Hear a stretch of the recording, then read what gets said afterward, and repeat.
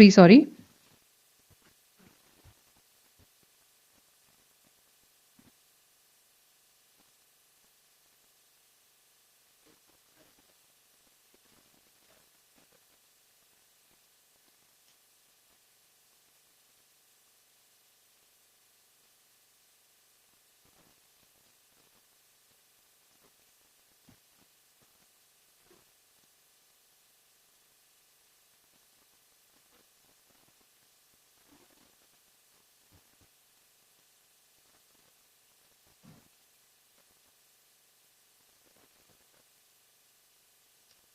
अब बढ़ते हैं अपने तीसरे सेशन की तरफ, जो कि है स्वदेशी economics checks and balance.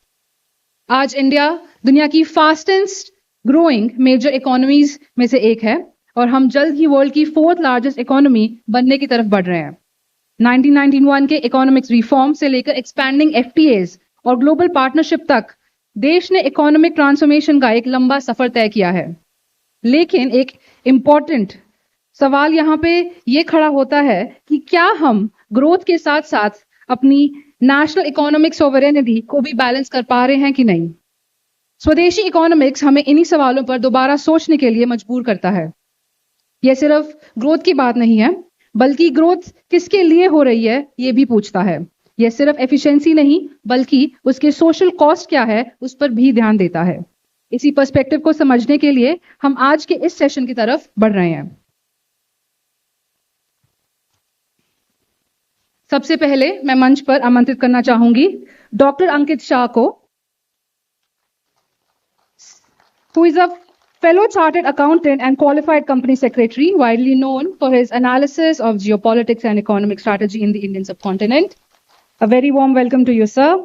He has also authored the book Geopolitics, Decoding Intense Lies, Narratives and Future, and runs a widely followed YouTube platform. Next, may I invite on stage Mr. Shamik Moitra, a trained financial economist and a keen geopolitical observer with polymathic interest in military history, world literature, civilization studies, and applied sciences. A very warm welcome to you, sir. Next, may I invite Mr. Giridhar Mamidi, political and strategic analyst and vice president of Pragna Bharati, Telangana, to the stage. And finally, may I invite Mr. Harinder Sikka to the stage, Group Director, Strategic Business at Piramal Enterprise Limited, and prolific writer known for his work on national security, health, intellectual property rights, and counterfeiting. A very warm welcome to you, sir. To moderate this discussion, may I now invite Mr. Sandeep Singh, entrepreneur and co-founder, Prarabh. Ladies and gentlemen, we now have a distinguished panel assembled on the stage. So without taking any more time, I will hand over the proceeding to the moderator. Sir, over to you. सभी को नमस्कार और बहुत धन्यवाद। आप लोगों ने समय निकालकर आज हमें हम सबको यहाँ सुनने के लिए आप आए, बहुत धन्यवाद। और विषय है भारतीय अर्थव्यवस्था, सनातन इकोनॉमिक्स, सनातनी अर्थव्यवस्था। और अभी हम लोग की चर्चा हो रही थी सबके साथ ही।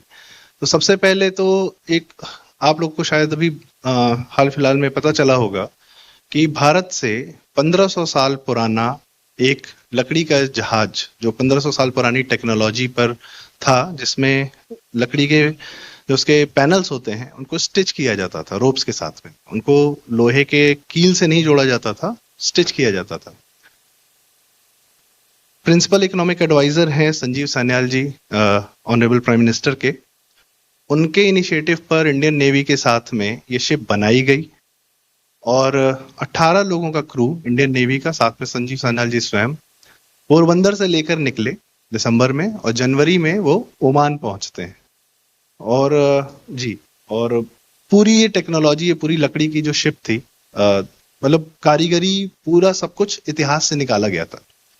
पर्पस था ये बताने का कि हजारों साल से जो भारतीय हैं वो समुद्री यात्राएं कर रहे थे, अपनी अर्थव्यवस्था मजबूत कर रहे थे, अपने व्यापार कर रहे थे, और अभी फिर से इस साल वही शिप वापस जो है उड़ीसा से निकलेगा बाली यात्रा करने के लिए।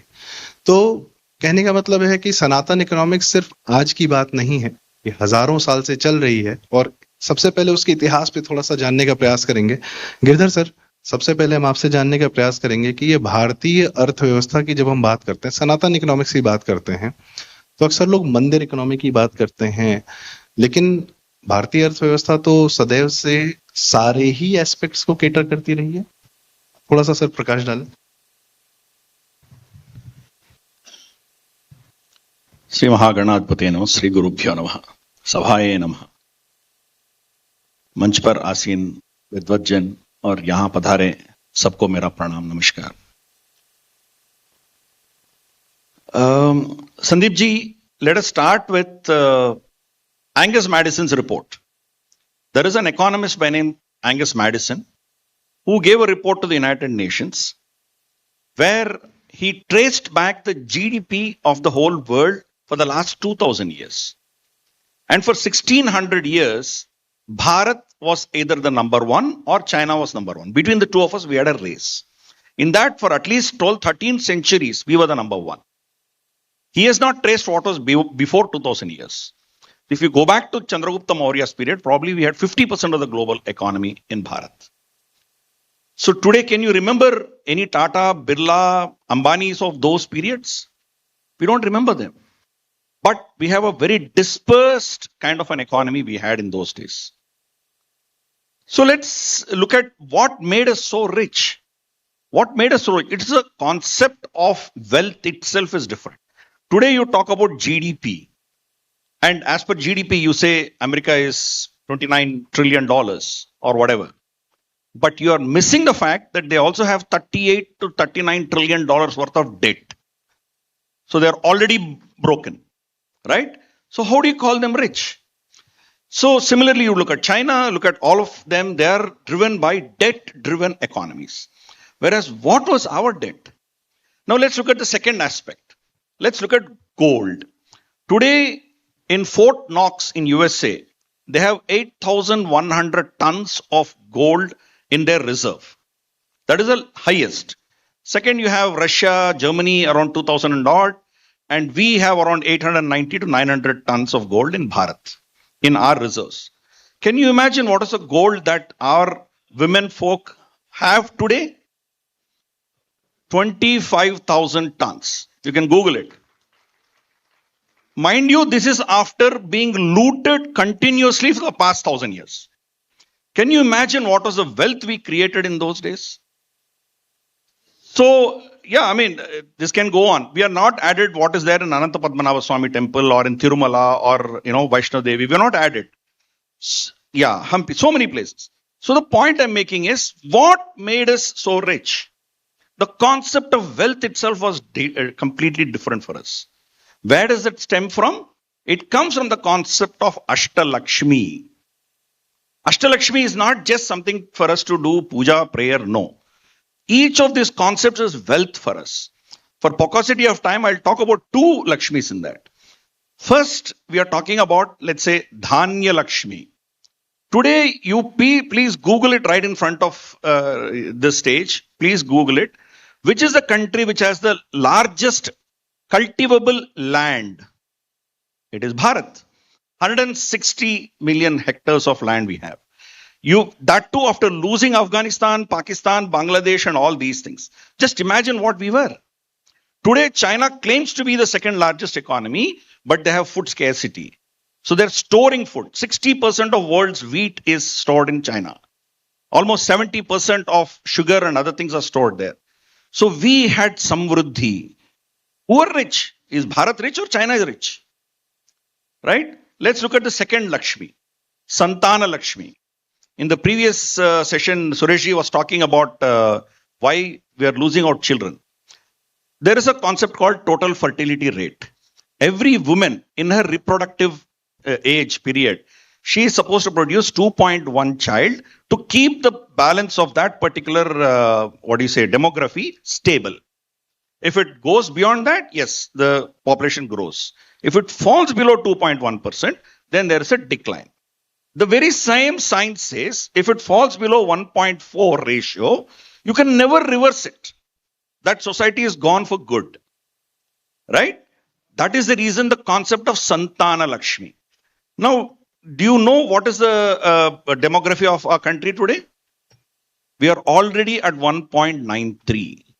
Our decline has started. But saving grace for us is China is at 0.96. So they can never ever recover. You don't need to fight with them. Another 10, 15 years, they're gone.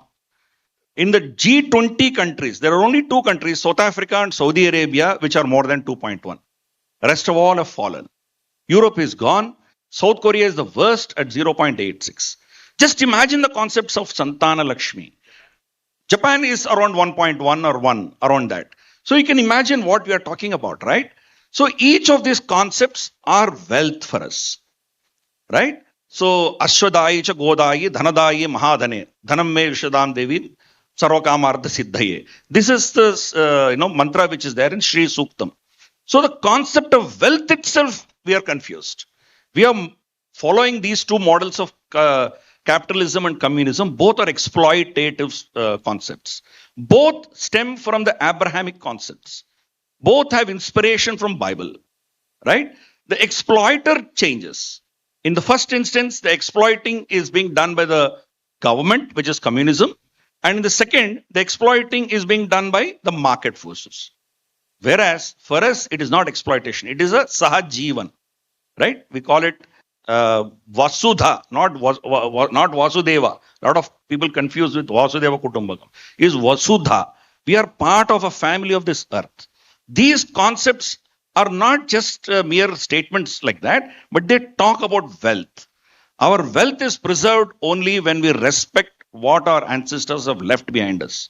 The last thought I would part with you, Acharya Kautilya Chanakya, before him, there were lots of Ardhashastras written, like Brihaspati Arthashastra, so many were written. So he respectfully did pranamam to all of them and disagreed with them completely. All of them said, every human being should have dharma as the ultimate concept. Dharma should guide your concept of earning. Dharma should guide your concept of kama. That means how do you spend. So he said, he reversed it, flipped it. He said, dharma cannot sustain if there is no artha. You need to create wealth. Only then your dharma will also stay. In the daily itinerary of the king that he devised, first job for the king is to look at the accounts of his kingdom. So you can imagine how he created wealth in this country. It is time we chuck these two concepts of communism, including socialism and capitalism, and go back to what is our native culture, which is what is propounded by Chanakya.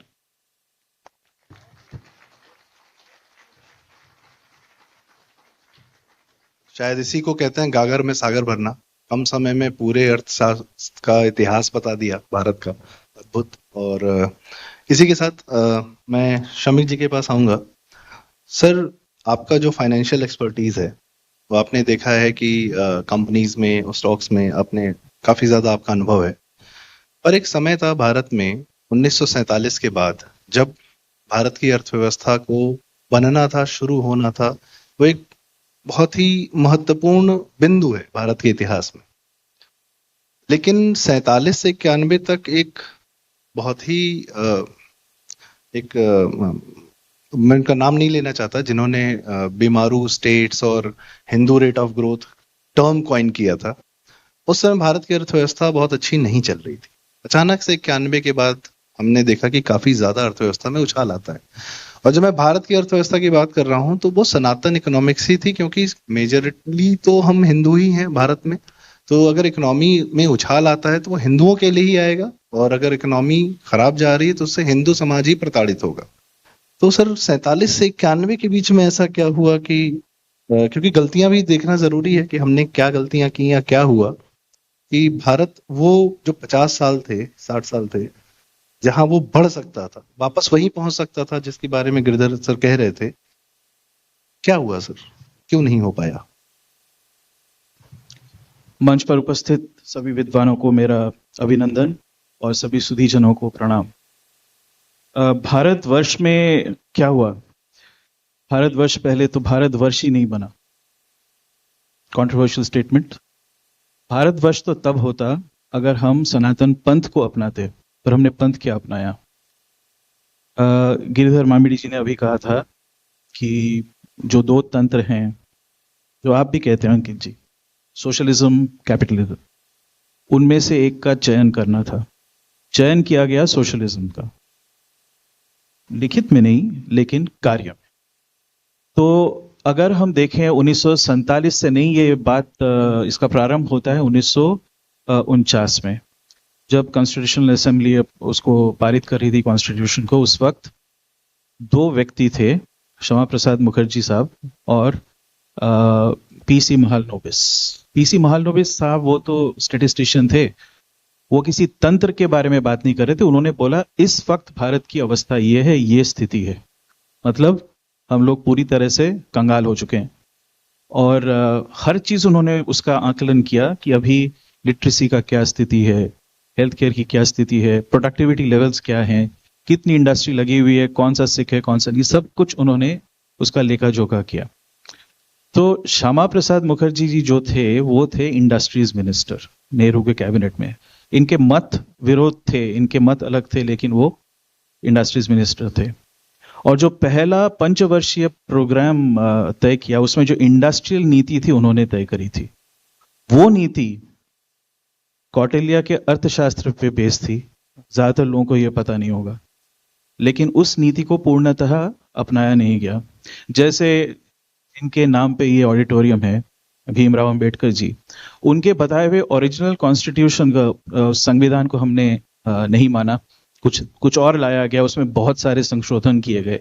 संशोधन नहीं, मैं तो कुशोधन कहूंगा, लेकिन वो किए गए। उसी तरह से श्यामा प्रसाद मुखर्जी जी का वो उनका कहना था कि हमें कौटिल्य के अर्थशास्त्र में सप्तांग की बात कही जाती है। सप्तांग क्या है?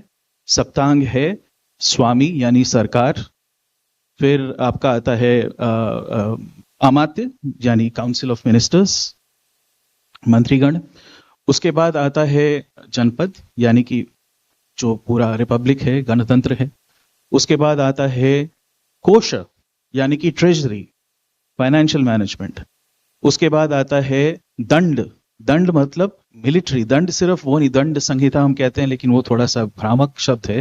दंड कौटिल्य के हिसाब से मिलिट्री पावर, यानी एक्सपेंशन करना पड़ेगा, देश का एक्सपेंशन करना पड़ेगा, आपकी जो भूमि है वो पर्याप्त कभी नहीं पड़ेगी। क्योंकि कौटिल्य के समय में जो पॉपुलेशन है उसकी वृद्धि, उसमें समृद्धि थी। ये नहीं कि हम 2 ही बच्चे रखें या 1 बच्चा रखें, पॉपुलेशन के वृद्धि में समृद्धि थी। क्योंकि अगर आप अपनी शिशु का जीवन नहीं चला सकते तो सरकार का दायित्व था कि उसको चलाए, उसका देखभाल किया जाए। तो ये नीति थी। तो ये सारी नीतियों को उन्होंने अपने सामने समक्ष रखा। हाँ, मैं बाकी भी बता दूं, कोशा, दंड और मित्र। मित्र अर्थात बंधु नहीं, मित्र अर्थात साथी नहीं, मित्र अर्थात एलाइज यानी अलायंसेस, नॉन अलाइनमेंट नहीं। आप उन लोगों के साथ एकत्र हों जो आपके देश के हित में, उनकी नीतियां और आपकी नीतियां मैच करते हो, वो आपके मित्र हैं। उनकी नीतियां बदल गई तो वो मित्र नहीं रहा। मित्र कोई स्थायी चीज नहीं, मित्र वो है जो आपके देश के हित में आपके साथ चलने को तैयार हो। ठीक है, तो ये सारी नीतियां थी। इंडस्ट्रियल पॉलिसी में उन्होंने ये कहा कि इस वक्त हमारे यहाँ पे अगर हम कैपिटल इन्वेस्टमेंट नहीं लाते हैं तो आत्मनिर्भर हम कभी नहीं हो पाएंगे।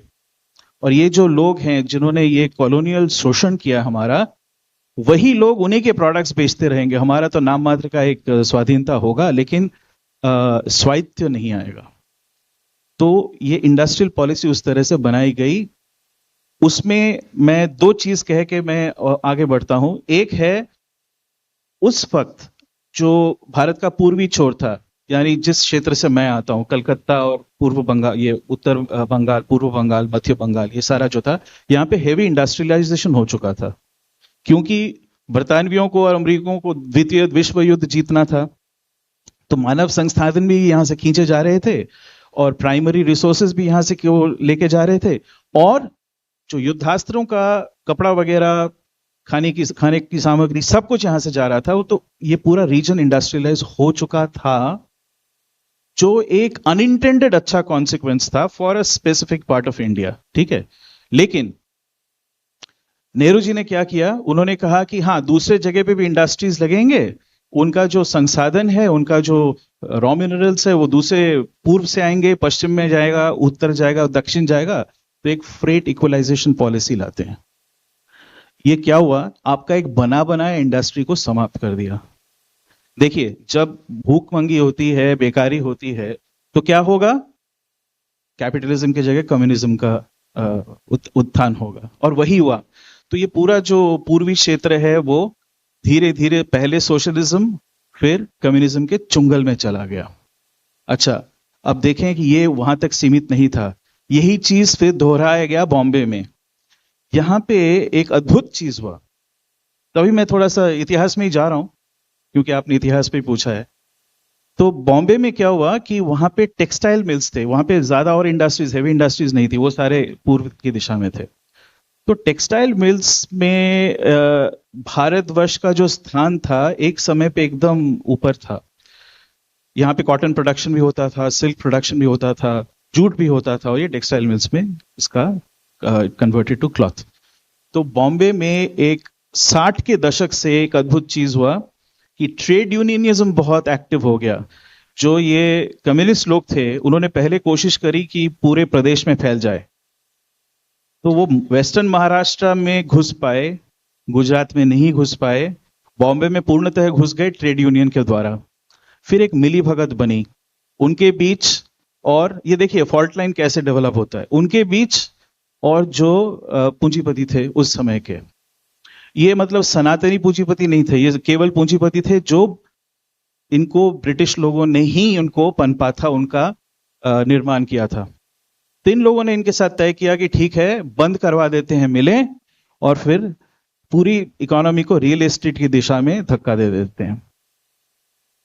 तो ये इसके चलते एक नया फॉल्ट लाइन बना, और यही नहीं, मिलों का बंदीकरण ही नहीं, ये भी किया कि वहां पे जो लोकल लोग थे, मराठी लोग थे, तो वो उनको समझाया गया कि बाहर वाले लोग आ रहे हैं और बाहर वाले लोग आके आपका जॉब छीन रहे हैं, जबकि हो कुछ और रहा था। मिलों को बंद करने की एक नीति चल रही थी। तो देखिए ये सब आसुरिक, जिसको कहते हैं आसुरिक नीतियां हैं, ये पूंजीवाद भी नहीं है एक तरह से देखा जाए तो, और सनातन पंथ तो एकदम ही नहीं है। सनातन पंथ में अभी मामिडी जी ने कहा था हम समृद्धि की बात करते हैं। वेल्थ मतलब समृद्धि, वेल्थ का मतलब धन नहीं, धन एक जरिया है, एक माध्यम मात्र है।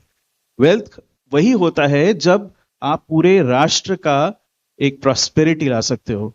उसका इकाई क्या है, चाहे आप मनुस्मृति देखें या कौटिल्य का अर्थशास्त्र, इकाई है फैमिली, परिवार, कुल, और कुल के आगे क्या है आपका कम्युनिटी, उसके आगे क्या है देश। तो इस हिसाब से आपको समृद्धि का विकास करना पड़ेगा। और एक चीज मैं और बता दूं, इसका मतलब ये नहीं कि हर चीज में सरकार या स्वामी उसका आधिपत्य हो। ये नहीं कि वो जाके होटल्स बनाने लगे और पिन से लेके साइकिल से लेके हवाई जहाज सब कुछ वही बनाए, ऐसा नहीं कहा था। कहा था कि वो जो एंटरप्रेन्योर्स हैं वो बनाएंगे। सरकार का कार्य केवल इतना है कि उसके लिए अनुकूल स्थितियां पैदा करें। ये एकदम स्पेसिफिकली कहा गया, अनुकूल स्थिति यानी नीति। इसीलिए वो शास्त्र है, इसीलिए वो अर्थ नीति है। वो अर्थ धन नहीं है, वो अर्थ ज्ञान नहीं है, वो अर्थ नीति है। तो इसका तो पालन नहीं किया गया, तो दो क्षेत्र थोड़े से विक्षिप्त हो गए, एक दूसरे दिशा में बह गया, जिसको कहते हैं वेस्टर्न स्टाइल एब्राहमिक कैपिटलिज्म। उस दिशा में जो हमारा जो पश्चिमी छोर है वो चला गया, और जो पूर्वी छोर है भारतवर्ष का वो कम्युनिज्म के चुंगल में चला गया। जी। तो ये हुआ 1947 से लेके 1991, और जिस इंडस्ट्रियल पॉलिसी का निर्माण श्यामा प्रसाद मुखर्जी जी ने किया था वो तो कभी बना ही नहीं, वो तो कभी उसका पालन किया ही नहीं गया। जी। और उसमें यही बात कह के मैं समाप्त करता हूं कि हिंदू रेट ऑफ ग्रोथ जो हमारे लिए हमारे गाल पे एक थप्पड़ के समान है। क्या हिंदू वो व्यक्ति है जो चाहता है कि समृद्धि ना हो और वो 2% ग्रोथ से खुश रहे, वो भिखारियों का देश बना रहे, कंगाल बना रहे, जैसे कि ब्रिटिश लोग चाहते थे? तो हिंदू रेट ऑफ ग्रोथ एक बहुत बड़ा, जिसको अंग्रेजी में कहते हैं मिसनोमर है। उसको आप किसी तरह से हिंदू नहीं कह सकते। हाँ, तो ये जो हुआ, मतलब 47 से 91 तक यही चलता रहा, यही तंत्र चलता रहा। वो तो नेहरू ने अपनी गलतियां और कमियां छिपाने के लिए एक इस तरीके से थोप दिया। हाँ। दूसरा, जेआरडी टाटा और कई लोगों ने मिलकर भी एक बॉम्बे प्लान बनाया था जिसको कभी इम्प्लीमेंट नहीं किया गया था। मैं जेआरडी टाटा और उनके परिवार के बारे में कुछ कहना चाहूंगा सर, मैं थोड़ा खुल के कहता हूँ, कह सकता हूँ? बिल्कुल, आगे की चर्चा में करेंगे, अंकित जी से बात कर लेते हैं, उसके बाद उनके भी कह रहा हूँ कई सारे इंडस्ट्रियल लोगों ने भी कुछ पॉलिसीज बनाई थी, पर कभी भी अंबेडकर जी या पटेल सब लोग ही हैवी इंडस्ट्रियलाइजेशन के फेवर में थे, बट डिडंट हैपन, कोई बात नहीं। तो लेकिन हुआ ये कि ब्रिटिशर्स की कंपनीज तो भारत में चलती रही और आज अमेरिकन कंपनीज भी। अंकित जी, आपका तो रिसर्च है कि ई कॉमर्स ने भारत की इकोनॉमी को कैसे जो है अमेजॉन और फ्लिपकार्ट ने क्या फर्क लाया, उसमें अच्छा किया, बेहतर किया या बदतर किया, वो एक अलग कहानी है। पर भारत में तो अभी भी अमेरिकन कंपनीज, ब्रिटिश कंपनीज, इनका आधिपत्य है, ओनरशिप है, बहुत ज्यादा है। They are still draining out wealth from India, ऐसा है, अभी भी चल रहा है। और ये कैसे खत्म होगा? और ये हम हिंदुओं का ही शायद मेहनत, हमारी ही, आप अक्सर बताते भी रहते हैं कि आईटी कुली बना दिया हमें और इस तरीके से। सो आर वी स्टिल, भारत का ये ड्रेन जो अभी भी वेल्थ का ड्रेन हो रहा है इस समय, and how can we stop it? जय श्री राम सबको। सबसे पहले हमें अगर उस एंशिएंट भारत के इकोनॉमिक मॉडल पे जाना है और हम चाहते हैं कि हमारा बैंकिंग और फिनेंस के जो प्रिंसिपल्स हैं वो एंशिएंट भारत की इकोनॉमिक्स की ओर अलाइन करें, तो सबसे पहले कुछ फंडामेंटल क्वेश्चंस हमें पूछने पड़ेंगे। जैसे एजुकेशन सेक्टर के बारे में हम बोलते हैं कि भाई ब्रिटिशर्स जब आए तो उन्होंने एजुकेशन डिपार्टमेंट लेके आए because it was suppose to be colonisation department, it was suppose to be secularisation and christianisation department. बिल्कुल जैसे सारी कॉलोनीज में उन्होंने ये डाला। अदरवाइज गुरु तय करेंगे कंटेंट, जो मैं बताता हूँ अपने चैनल पे भी कि गुरु तय करेंगे, स्टेट क्यों तय करेगा क्या कंटेंट पढ़ाना। तो ये जो पूरा mafia classroom to job models का बैठा दिया ब्रिटिशर्स जब छोड़ के गए कॉलोनीज को, उसी वजह से वेल्थ का जो एक्यूमुलेशन जो आप बता रहे हैं वो कुछ लोगों के हाथ में आ जाता है। तो भारतीय पद्धति जो जीवन शैली थी जिसमें एंटरप्रेन्योरशिप को बढ़ावा दिया जाता था, बिकॉज फैमिली, जैसे मैंने बताया कि family is the minimum economic unit, the lowest economic unit. Capitalism में बोला जा रहा है individual is the lowest economic unit, communism में बोला जा रहा है unknown mob is the lowest economic unit. सिर्फ और सिर्फ सनातन इकोनॉमिक्स ये कहता है कि family is the lowest economic unit. तो जब तक फैमिली यूनिट स्ट्रांग नहीं होता तब तक हम उस इकोनॉमिक वाले प्रिंसिपल्स पे पहुंच नहीं पाएंगे जो एंशिएंट भारत के पहुंचने हैं हमें। जैसे मैं अगर आपको छोटा सा एग्जांपल दे दूं तो बैंकिंग के बारे में बोला जाएगा, which is obviously a plus point as well, जो बताया जाता है कि भाई जो आप रूलिंग पार्टी बोलेगी कि भाई हमने बैंकिंग पहुंचा दिया, बैंकिंग हमने हर जगह पहुंचा दिया, विच इज ट्रू कि बहुत सारी टीयर 2 एंड 3 जो सेल्फ एम्प्लॉयमेंट में है जिनको बैंकिंग का एक्सेस नहीं मिलता था वो मिलना शुरू हुआ। पर अगर आप सही एंशिएंट भारत इकोनॉमिक प्रिंसिपल्स के हिसाब से बैंकिंग देखेंगे तो किसी को बियॉन्ड BMW या ऑडी खरीदनी है उस पर इंटरेस्ट रेट क्या होना चाहिए, किसी को यंगस्टर को अगर खुद का एंटरप्रेन्योरशिप स्टार्ट करना है तो उस पर इंटरेस्ट रेट क्या होना चाहिए। तो एंशिएंट भारत इकोनॉमिक मॉडल के हिसाब से अगर आपको बैंकिंग का प्रिंसिपल सेट करना है तो जो लग्जरी कंजम्पशन है उस पर 30-40% इंटरेस्ट रेट होना चाहिए, और जो छोटे यंगस्टर्स हैं जिनको बिजनेस कुछ ट्राई करना है उसको 2-3% इंटरेस्ट रेट पे मिलना चाहिए, राइट। तो बैंकिंग पहुंचा देना जो अब्राहमिक इकोनॉमिक मॉडल के हिसाब से रॉन्ग तरीके का बैंकिंग है, जहां पे बैंक्स को प्रॉफिट मैक्सिमाइजेशन उस लेवल पे करना ही नहीं चाहिए, बिकॉज करेंसी की ओनरशिप तो स्टेट की है, तो बैंक को वेल्थ मैक्सिमाइजेशन क्यों करना है। तो क्लासरूम टू जॉब मॉडल में लोगों को 40 इयर्स तक EMI भरवा के जो चीजें बाई करनी है उसका प्राइसिंग आज इन्फ्लेशन पे पहुंच गया। तो जब आप बोलते हैं कि मैंने बैंकिंग पहुंचा दिया तो 5 रुपए की पानी की बोतल 20 रुपए की हो जाती है, 15 रुपए का लोन है। तो जब हम सनातन इकोनॉमिक्स वाले प्रिंसिपल्स पे बैंकिंग को बेस करेंगे तब क्या होना चाहिए। जैसे अगर मैं आपको तिरुपति मंदिर का एग्जांपल दे दूं तो आज भी नॉर्थ से बिजनेसमैन जाके अपने प्रॉफिट का एक शेयर तिरुपति भगवान को चढ़ा के आते हैं। ये मेमोरी नहीं है कि कौन सी जनरेशन ने लोन ली थी उस मंदिर से, ये मेमोरी उनको नहीं है। लेकिन तिरुपति भगवान से बड़ा वेंचर कैपिटलिस्ट कौन हो सकता है कि एक भी एनपीए अभी भी नहीं होता है उनका। तो भगवान के चरणों से जो पैसे उठा के गए हैं वो सारों अभी भी इस जनरेशन भी अपना प्रॉफिट जमा करा के आ रहे हैं रेगुलरली। तो हमारा जो बैंकिंग का व्यवस्था था जहां पे हाइपर कंज्यूमरिज्म को कभी फोकस नहीं किया, एक सेविंग्स बेस्ड लाइफस्टाइल, लेकिन एंटरप्रेन्योरशिप के लिए जब पैसे चाहिए तो कम रेट ऑफ इंटरेस्ट पे मिलते थे। तो सरकार के लिए भी एक ये फीडबैक है कि जब आप डी डॉलराइजेशन का प्रोसेस जब कंप्लीट होगा और रूपी करेंसी का प्रिंटिंग का पूरा पावर जब आपके पास आएगा तो आप डिफरेंशियल इंटरेस्ट रेट दे सकेंगे। तो जो वो पॉपुलेशन जो 60 से प्लस एज की है, जिनके इनकम के अभी साधन नहीं है, तो वो एफडी के इंटरेस्ट रेट पे अपना जीवन गुजार रहे हैं, तो हो सकता है उनको ज्यादा इंटरेस्ट रेट दे पाए। वो यंगस्टर्स जो बिजनेस स्टार्ट करना चाह रहे हैं उनको डिफरेंशियल इंटरेस्ट रेट 2 to 3% पे दे सकते हैं, ऑब्वियसली विथ मॉनिटरिंग, ऐसा नहीं पैसे उड़ाने के लिए। और वो लोग जो लग्जरी चीजें बाई करना चाह रहे हैं, अल्ट्रा लग्जरी, हो सकता है उनको 25-30% इंटरेस्ट रेट चार्ज करें। So that is how Sanatan economics principles have to be if you want to reach that society. दूसरा, मिडिल क्लास ने सोचना होगा कि अगर आप जॉब्स मांगते रहेंगे, रिपीट कर रहा हूं, ध्यान से सुने, अगर आप जॉब्स मांगते रहेंगे और जॉब का ही ऑब्जेक्टिव लेके चलेंगे तो फिर वो 1000 रुपए लाडली बहना योजना होगा और फिर ऊपर जैसे कार्ल मार्क्स पैसे ले रहा है तो ऊपर एडम स्मिथ भी फिर पैसे लेगा, तो इंडस्ट्रियलिस्ट को भी फिर 1 रुपए में जमीन मिलेगी। अगर आप जॉब मांगते रहेंगे तो इंडस्ट्रियलिस्ट को भी बटेगा और नीचे भी बटेगा। अगर आप नहीं चाहते ऊपर और नीचे बटे तो आप जॉब मांगना बंद करें। जॉब मांगना कैसे बंद करेंगे? स्टैंडर्डाइज चीजें बाई करना बंद करें। ब्लू कलर का शर्ट 50,000 शर्ट बन रहे, बाई करना बंद करें।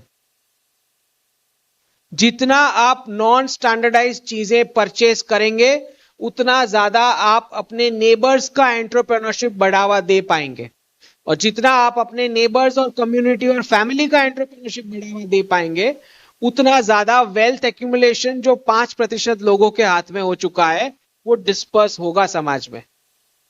तो अपनी परचेजिंग की हैबिट और पैटर्न्स को चेंज करना सीखें। तो आपको समझना होगा कि एंशिएंट भारत का एंटरप्रेन्योरशिप तोड़ने के लिए जब ये क्लासरूम टू जॉब मॉडल बनाया गया तो लोगों की सेविंग्स वो एक दो एंटरप्रेन्योर्स के हाथ में गई और सब जॉबर्स बन गए, जाके ये एक्यूमुलेशन हो पाया है। तो वापस एंटरप्रेन्योरशिप मॉडल में और जाना क्यों पड़ेगा वो भी मैं आपको बता रहा हूं। जाना ही पड़ेगा क्योंकि अब ये कंपनीज बोल रही हैं कि हम ऑटोमेशन करने वाले हैं। वो कंपनीज जिनके स्टॉक्स में हमारे पेरेंट्स पैसे सेव कर रहे हैं, ये सोच के ये कंपनीज हमारे बच्चों को जॉब देंगी। अब वो कंपनीज बोल रही हैं कि हम ऑटोमेशन करने वाले, ले ऑफ करेंगे। तो फिर as parents, as family, as community हमें सोचना होगा कि क्या हमें उस ब्रांडेड प्रोडक्ट्स को बाय करने की जरूरत है कि फिर हमें हमारे बच्चों के प्रोडक्ट्स बाय करने चाहिए, नेबर्स के प्रोडक्ट्स बाय करने चाहिए। ये प्रश्न आएगा आने वाले 5 वर्षों में जब वो सारा ले ऑफ हो चुका होगा एआई, ऑटोमेशन और रोबोटिक्स के बेस पे। तो उस लेवल पे जाने के लिए हमें हमारे फैमिली के रिलेशनशिप्स को भी स्ट्रॉन्ग करना पड़ेगा। आज अगर आप स्टैटिस्टिक्स उठा के देखें, it is only the office job going states which look at children as a liability. वापस रिपीट कर रहा हूं, it is only the office job going states looking at children as liability. It is only the office job going states asking for freebies. कोई भी community या family जो self employment और entrepreneurship based होती है वो बच्चों को लायबिलिटी नहीं देखती है, क्योंकि उसने वेल्थ एक्यूमुलेशन नहीं करना है, वेल्थ फॉरवर्ड भी करना है, तो उसको लीगेसी इंपॉर्टेंट है। तो हमें family, one good example is Gujarat is one such example. Rajasthan has been up, yes, right. तो जितना आपका फैमिली यूनिट स्ट्रॉन्ग होगा उतना ज्यादा ये पॉसिबल हो पाएगा। और अभी भी मैं बताता हूं कि ऐसा नहीं है कि सारे अंबानी पैदा हुए थे, सारे अदानी पैदा हुए थे, सारे पहले से रिच थे इसलिए बहुत फायदा हो गया। पीपल विल से कि भाई मेरे पेरेंट्स पास तो कोई सेविंग ही नहीं है तो मैं कैसे बिजनेस करूंगा। That will be the argument. लेकिन ये आपको ये देखना होगा कि 50s 60s 70s जिन्होंने भी एंटरप्रेन्योरशिप स्टार्ट करी, उन सब ने अपनी वाइफ, मदर, सिस्टर्स की सेविंग्स में से सीड फंड लेके वो बिजनेस स्टार्ट किया था, तब जाके वो मिलियनेयर बिलियनेयर हुए हैं। और rest of the factors are also there, लेकिन सीड फंडिंग तो फैमिली से आई, राइट। इनफैक्ट आज भी बैंकिंग में जब लोन्स दी जाती हैं तो वेस्टर्न इंडेक्सेस तो भले बैंक्स चेक करेंगे कि भाई इसका क्रेडिबिलिटी क्या है, इसके सिवाय ये चेक करेंगे कि इसके ब्रदर और फादर दोनों भी, वो भी बिजनेस में है तो लोन देने लायक है। हो सकता है एक ब्रदर ना दे पाए, दूसरा भर दे। So that logic is still going on, that ancient Bharat principle is still going on despite the modern banking, right? तो अगर हम उस मॉडल्स पे वापस आ पाए तो we would be able to have that kind of wealth creation in the country. दूसरा एक और बहुत इंपॉर्टेंट, क्योंकि मैंने फैमिली यूनिट का बात किया, बहुत महत्व रखता है कि किस प्रकार की बेटी आपके घर पे मैरिज करके आती है।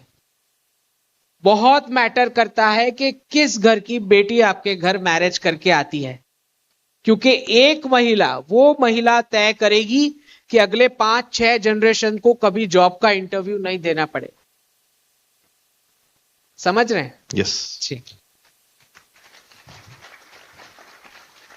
और यही एक फैमिली का जो इकोनॉमिक मॉडल है, आज यूएस में जाके, यूएस की रिफाइनरी लगा रहा है, यूएस में जाके जहां पे ट्रम्प कहते हैं drill baby drill, oil based economy create करते हैं, वहां पे मुकेश अंबानी जाके आज के समय में $300 बिलियन की रिफाइनरी लगाने जा रहे हैं।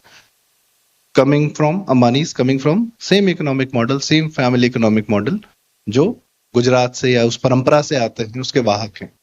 कितनी बड़ी सफलता आप अर्जन कर सकते हैं अगर हम अपने ही मॉडल्स को देखें, उनको ही समझने का प्रयास करें। मैं सिक्का साहब के पास जाना चाहूंगा। दर्शकों, एक फिल्म आई थी राजी, जिसके शायद आप लोगों ने देखी होगी, आलिया की थी, पर वो किताब जिस पर वो फिल्म बनी थी, उस किताब के लेखक आज सिक्का जी हमारे साथ हैं, कॉलिंग सहमत। फिल्म का नाम नहीं लूंगा मैं, क्योंकि फिल्म ने तो किताब के साथ अन्याय किया। सर भी कई बार ये बात कह चुके हैं। किताब जरूर पढ़ने लायक है, किताब भारतीय के लिए, भारतीय पर्सपेक्टिव से। अभी जो धुरंधर आप देख रहे हैं, उसके भी कुछ बीज कॉलिंग सहमत में शायद आपको मिल सकते हैं। पर एक, जब भारतीय अपनी इकोनॉमी बनाता है, जब पहले हमें कहा जाता था सोने की चिड़िया थे, हम सोने के बाज थे, कुछ भी थे, हम लोग ग्रीस को एक्सपोर्ट करते थे, रोमन्स को एक्सपोर्ट करते थे, डॉलर की बात होती है तो ग्रीक्स ने अपना पहला जो डीवैल्यूएशन किया था गोल्ड करेंसी का, वो इसलिए करना पड़ा था क्योंकि वो भारत को बहुत ज्यादा, उनको गोल्ड कॉइन देने पड़ रहे थे, इतना ज्यादा भारत से कई सारे प्रोडक्ट्स वहां जा रहे थे। We used to export. ये first instance of devaluation of a currency था जब ग्रीक्स ने किया था, वे बैक इन 2000-3000 साल पहले। लेकिन फिर भी हम ये देखते हैं कि भारत इतना रिच था तो प्रेडेटर्स भी थे, बहुत सारे प्रेडेटर्स घूम रहे हैं, गिद्ध की दृष्टि से भारत को नोचना चाह रहे हैं। तो हमारी इकोनॉमी तो ठीक है, हम अपनी इकोनॉमी बना सकते हैं, पर हम अपनी इकोनॉमी बचाने के लिए जो प्रेडेटर्स जो आज हमारे आसपास हैं, सिक्का साहब, आपसे जानना चाहूंगा कि ये जो प्रेडेटर्स हैं, इनकी भी तो एक इकोनॉमी है, और जो हमारी ही इकोनॉमी, मतलब इनका ब्लैक होल है। हमारे इकोनॉमी से पैसा निकल कर अगर इनकी इकोनॉमी में जाता है तो वो लौट के हिंदुओं के पास वापस नहीं आता। इस इकोनॉमी से कैसे बचे, कितनी बड़ी है, और हिंदू इस इकोनॉमी में वापस अपना शेयर कैसे ले सकता है। One big example is non veg industry. हम जानते हैं किसके हाथ में है, और मेजर कंजम्पशन हिंदुओं का है, पर मेजर अर्निंग किसी और की है। इससे कैसे बचे सिक्का साहब? Honorable speakers on the dais, august audience, it's a very unique journey for me called life. In the past 47 years, I've seen military from close quarters, been at Kargil Battle Theatre when I was president of Pyramids, then seen the pharmaceutical world from very close quarters, textiles, all within one company, Pyramids, banking, and above all, the social work. And I have certain conclusions of that which I'm going to share with you.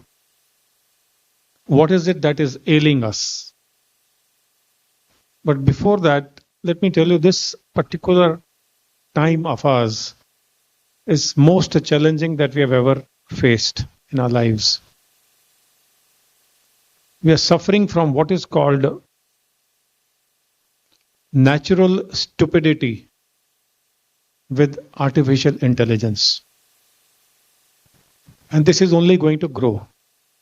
Our dependency on these artificial intelligence vis-a-vis our natural stupidity, which we are showcasing through various kinds of showmanship. To start with, I had an opportunity to go to Battle Theatre first time when I was serving on board a warship called INS Kamorta. And I realized that these Petya class warships based out of Visakhapatnam were sent to Karachi in 71 when they were unfit to travel beyond 100 kilometers, nautical miles maybe. The fuel capacity, the missiles capacity was not there. The magnetrons, the heart of a ship or a radar or a missile, was not that sophisticated. Russian ships. And it was sent to TIFR, Tata Industrial Research Center. They modified it. And modified to the extent that the radar ranges increased. And these Petya class small ships were towed all the way to off the Karachi, where they launched 4 missiles, went in speed, launched 4 missiles each, put Karachi on fire and came back and towed back. The Russians were shocked, to say the least. ऐसा भी हो सकता है, एक boat आके हमें यहाँ कर मार के चली गई. They were firing in the air, trying to understand where are the ships, where are the rockets, or where the warships coming from, or war aircrafts coming from. They could not judge it. Now come to this artificial intelligence. In Mahamandapam, I heard an 8-year-old talking about GDP. And I was holding my breath that which world are we coming? Come down to the past, little bit past. We all are some kind of, absorbed in our rashis, in cycle of life. We're forgetting that there is a cycle of life we have, then every nation has it, and the universe has it. The universe, for learning universe, Shastras are full with Lord Krishna's words from Bhagavad Gita, out of our syllabus from all sides. Nobody teaches us, which should have been in our schools. But the practical part of it is that there was a time when all roads led to Rome. The sun never set on British Empire. The USSR was a mighty rocket. And US was what it was. It is not the same today. Where is Rome now? You have to search on a map. The sun has already set on British Empire. There is a cycle on the move. USSR is no longer the USSR, it is Russia. And Hurricane Katrina put US down like how? So this is what is the nature's karma, what nature does. From Trita Yoga to this particular one we have come a long way. 2,500 years, the world will change. The cycle is bound to change. It has happened. It is in our history, only that our children are not aware, because we are not aware. So my knowledge says, my earning journey says that, and practical purposes. Telangana, 34 farmers committed suicide. I was blessed to go there, take on 3 children who had lost both their parents. One of them, all 3 of them did not know ABC of English or Hindi. One of them is going to Singapore in 10 years' time. It is amazing that you just give them a little light. But no, we will not do that, because we are divided into caste, creed and religion. We will not do that. We want to know whether it's OBC, ABC, whatever, XYZ. We are not going to do that. Our daughters are found in 35 pieces in refrigerator and we do not speak. It is our impotency which is speaking. Lord Ram is a myth, said Sonia Gandhi's architect design an affidavit. And KG Balakrishnan was shaking his head, possible. And we did not do anything. This unity which is missing is because after the slavery of Mughals and Britishers, we had 60 years of Nehru-Gandhi dynasty, which was doling itself with Bharat Ratna, and they don't deserve anything in life. As a soldier, I have guts to speak. Most of the times I find that public is not willing to speak. It's a very old saying that it's always in a derby race, horses for courses. But हम तो गधे दौड़ा रहे हैं उसमें. एक पप्पू उठ के बोलता है कि मेरे जवाबों के सवाल दो, and we just laugh it out. And he wants to be the prime minister of this country and we are still not united. 50,000 Sikhs and about 3 lakh Hindus, Kashmiri Pandits thrown out, killed, butchered, raped. And we are saying, hame kya? Ladies and gentlemen, there is no dearth of wealth in our country. No dearth of wealth. Celcept is one medicine which used to cost about 30 lakhs per dosage. HIV/AIDS medicine would cost $350 per week. We did reverse engineering. I was invited to Oxford, to Stanford to give a talk on this. I told them what is compulsory licensing, that I can provide you $350 worth of HIV/AIDS medicine for $1 per week. And we are doing it today. This Celcept medicine, which is anti-cancer, and I'm an art student, ladies and gentlemen, I have zero knowledge of anything. But Celcept, kind of a heavy dosage medicine, is today 200 rupees in India.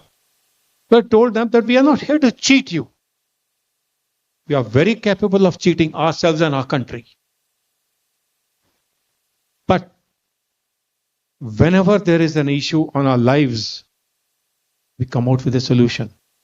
The rocket didn't reach the moon on the dark side, on the black side. That's for nuts. At 1/50th or 100th of price of what NASA spends, we sent it. Supercomputers were made in India by ordinary people. I had an opportunity and honor to serve with Dr. APJ Abdul Kalam. I know what is hunger. Because my parents came from partition. तीसरे time का खाना नहीं होता था. But जिस गुरुद्वारे में मैं जाता था, वो गुरुद्वारा कभी पूछता नहीं था कि आप कहां से हैं, किस राशि से हैं, आपका धर्म क्या है, जात क्या है, ओबीसी हैं, सिख हैं, क्या हैं आप. आज वो डिफरेंसेस बढ़ रहे हैं because we are still divided. एक ठाकुर है तो अलग वोट है, एक यादव है तो अलग वोट है, और वायनाड में जाइए तो एक ही वोट है. So those 20% of the population acts as one. We, the 80% of population, calls ourselves Hindus, Sikhs, Jains, scheduled caste, scheduled tribe. When did Sikhs become scheduled caste? For God's sake. But Bhuta Singh is a scheduled caste. He became a minister because of that. We are willing to divide. If you want to clarify more, I'll come to GDP later. It doesn't matter this GDP to us. Read Nehru's 97 major blunders. It's an eye-opener. Rajnikant Puranik. It's an eye-opener. There should be a film on that. Having made Nanak Shah Fakir from where my journey of intellect started. Guru Nanak was not born to a Sikh family. There were no Sikhs at that time. He said, one God, ek onkar, kirat karo, karma, manchako, panto. Now we take pride in that. Oh, we the Sikhs are doing this. You are not doing it. You have been blessed to do it. But are we really serving the nation, the soil from which we are born?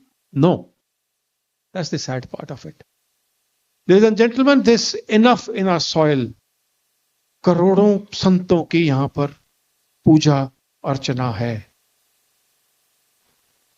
हम bronze को तब melt कर देते थे जब किसी ने उसके बारे में सुना नहीं था. हम वो मंदिर टॉप डाउन काट के 78 डिग्री लॉन्गिट्यूड के ऊपर में 8 शिवा टेम्पल्स खड़े किए हैं. वो आज तक किसी साइंस को समझ नहीं आया कि ये कौन सी जीपीएस थी. बट हम ताजमहल का गुणगान करते हैं जो कि कारीगरों के हाथ कट के बना. We are not waking ourselves up. We are responsible for our destruction. Soldier fires because if he doesn't, the opposition will.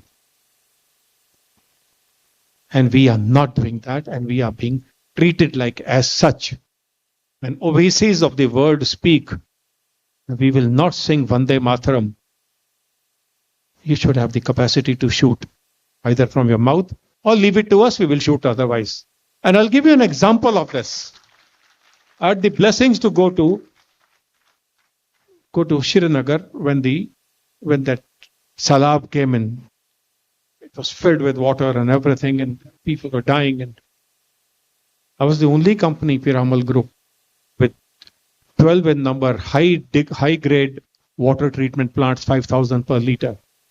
There was nobody to help me take those machines, heavy duty installations, to each place which is higher, like Mandir the. मंदिर हमेशा ऊंचाई पर रहते हैं ज्यादातर. Ancient temples are all on the high degree. The churches, masjids, gurdwaras, we didn't create any difference. God is one, ek onkar. But not a single Muslim came to my help. However, RSS did. I did not know RSS at that time. And then jokingly I said, soldier हैं तो soldier की तरह बात करते हैं, that we have separatists here. Few of my officers, uniformed Air Force officers, have been shot down cold-blooded by Yashin Malik. Let me sort him out. पानी में डूब जाएगा. Now I don't hesitate because I've been treated like as such by military. RSS said, हम ये काम नहीं करते. All right. Sanatan is our foundation, and we are distracted from our foundation by these very people जिनके आगे आज भी Hindus और सिख तलवे चाटते हैं 10 जनपद के बाहर बैठ के बेड़ियों के सामने. शर्म आती है. और ये शर्म इससे ज्यादा है कि हम सब, एक भी आप में से ऐसा नहीं है तो मेरे देश के दुख में जुड़ा नहीं है, कंट्रीब्यूट नहीं कर रहा है. अब गंगा जल के लिए हलाल सर्टिफिकेशन का पैसा देते हैं. त्रिपुरा में, तिरुपति जी में प्रसाद है वो हलाल सर्टिफाइड है. डायपर्स हलाल सर्टिफाइड हैं. 1 लाख करोड़ से ज्यादा का खर्च जमायत उलेमा, जमायत महाराष्ट्र, जमायत इस्लामिया, ब्ला ब्ला ब्ला इनको दे रहे हैं. जब वो 1-1 लाख रुपया इन मुसलमानों को देते हैं ये जिहादी, तो बोलते हैं 50,000 रुपए की मोटरसाइकिल ले लेना, 50,000 रुपए में एक लड़की उठा लेना. And we are quiet. The system is quiet. Our souls are quiet. We have sold our definition of called Sanatan to these Gandhis or these people who called Mohandas Karamchand Gandhi as a Mahatma. So you got to be bold with yourself first, then comes the GDP. There's no dearth of gold in our country. Resources, our country are filled with it. But our Sanatan is being missed out. The day we connect ourselves, you will create children जो कि पिछले जन्म को साथ में लेके आएंगे और 8-8 साल के बच्चे नासा में बुलाए जा रहे हैं. To talk about genomics, I did not know what is genomics. Ji. I did not know what is cloning. But if our scientists are today serving best of organizations overseas, the day is not far away then there's going to be a brain return. India is going to be the most powerful, but अगर बाहर बारिश हो रही है तो छाता लेके चलिए. For God's sake, stand up and take your chance with life and with Bharat. Only slogans shall not do. Only carrying tricolor in cricket ground will not do. Thank you very much.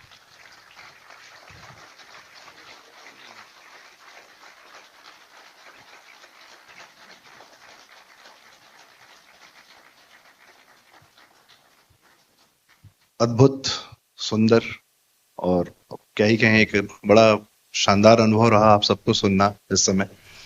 और sir के लिए मैं एक ही बात कहूंगा कि अक्सर हम लोग कहते हैं कि we are proud of our armed forces. Yes we are, but let's become someone who we, जिस पर ना हमारी आर्म्ड फोर्सेस को भी गर्व हो. हम वो सोसाइटी बने, हम वो समाज बने कि हमारी आर्म फोर्सेस पर भी हम पर गर्व कर सकें कि हाँ, हम सही समाज, सही सभ्यता, सही भारत, सही सनातन की रक्षा कर रहे हैं. तो मुझे लगता है कि हम सबकी आज के बाद से जिम्मेदारी है. और सबकी बातें सुनकर समय भी हो गया है. हम 2 से 3 सवाल जो है लेना चाहें. सर, अगर कम शब्दों में आप अपनी बात कह सकें, आप कुछ कहें. समय समाप्त हो चुका है सर. जैसा हमारे आयोजन. जी सर.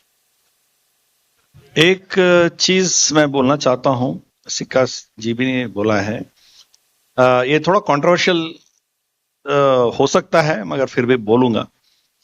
देखिए, हिंदू समाज 90% से ज्यादा नॉनवेज खाते हैं. आज हम हलाल सर्टिफिकेट के पैसे देके हम उन्हीं से खरीद रहे हैं.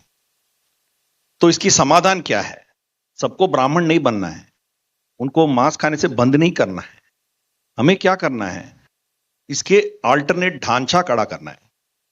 तो इंस्टेड ऑफ, मेरा एक वीडियो तेलुगु भाषा में वायरल हो गई थी, उसकी 2 बिंदु मैं बोलता हूं इधर. चिकन मटन जो हलाल बन के आती है उसको मत खाइए.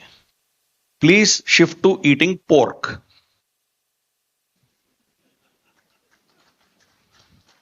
समझ गए ना? तो क्या हो जाएगा? फर्स्ट उनकी आमदनी कट जाएगी, हिंदुओं की आमदनी बढ़ेगी. This is economics in practice. और उस सुअर की हड्डियां जो होती है ना, उनसे आप अंगूठियां, गहने और उनके कंगन ये बनाइए, अपनी बेटियों को डालिए, लव जिहाद अपने आप बंद हो जाएगा. This is the practical Hindu economics. Soumik sir, आप कुछ कहना चाह रहे हैं कम समय में, यदि आप कहें तो. हाँ, मैं कहने से पहले इस पे मैं एक बात और कह दूं, क्योंकि इसका मेरा वास्तविक अनुभव है. वो ये है कि हलाल केवल मांस मछली का नहीं होता है. हलाल चाय पे भी होता है, हलाल पनीर पे भी होता है, हलाल कपड़े पे भी होता है. हलाल सर्टिफिकेशन एक तंत्र है. चाय का मैं खुद बता सकता हूं, क्योंकि मेरे पास चाय के बागान है, मैं वही चलाता हूं. तो मैंने जो बागान टेक ओवर किया वहां पे हलाल सर्टिफाइड था, मैंने वो बंद कर दिया. तो ये जो है, जो बात इन्होंने कही गिरिधर जी ने, वो बहुत सही है, सत्य है कि आप उन्हीं को हेल्प करें, क्योंकि जो भी पैसा वो इनकम हो रहा है वो ज़कात के थ्रू वापस तो टेररिस्ट को ही जा रहा है ना. तो ये बात अभिषेक मनु सिंघवी को भी जा रहा है, वो 28 उसको भी जा रहा है. और कुछ माओवादियों का भी प्रोटेक्शन हो रहा है. जमात इस्लामी के केसेस वही लड़ रहे हैं. बिल्कुल. एनीवे, जो बात मैं फटाक से उसको खत्म कर दूं, ज्यादा टाइम नहीं लूंगा.